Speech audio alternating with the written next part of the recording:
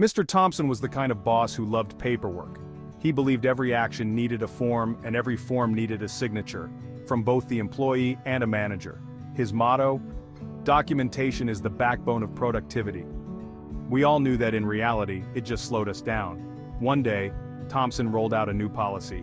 Every task, no matter how small, must be documented and approved before starting. He proudly announced it would prevent mistakes. Most of us groaned internally, but I decided to play along, all while keeping a friendly smile.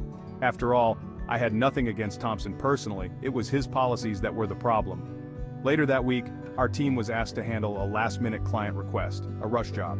Typically we'd just jump on it and get it done, but now I had to fill out the new task approval form. I filled out the document, brought it to Thompson, and waited as he reviewed it.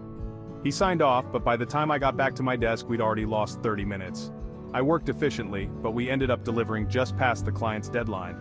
They weren't happy. When Thompson questioned me, I remained calm. I wanted to make sure we followed the new approval procedure. It took some time. He looked frustrated, but nodded. After all, I was doing exactly what he wanted. I hadn't broken any rules or argued. I was just doing my job, by the book. The next incident happened during a meeting. Thompson asked us to take care of some small fixes on a project we had just finished. I pulled out a form and began filling it in, right there at the conference table. Thompson noticed and asked what I was doing.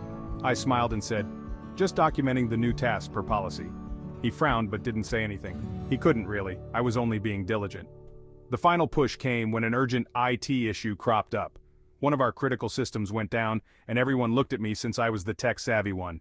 But instead of diving in immediately, I opened the task documentation software and began typing. Thompson, seeing the growing panic in the room, finally snapped, "Just fix it already." I paused, looked up and asked, "Should I skip the documentation this time?" There was a long silence, and then, with a defeated sigh, he nodded. I fixed the issue in a few minutes. After that, the rigid documentation rules started to ease up. Thompson didn't explicitly say anything, but he quietly began trusting us to know when to document and when to just get things done. And my relationship with him? Surprisingly, it improved.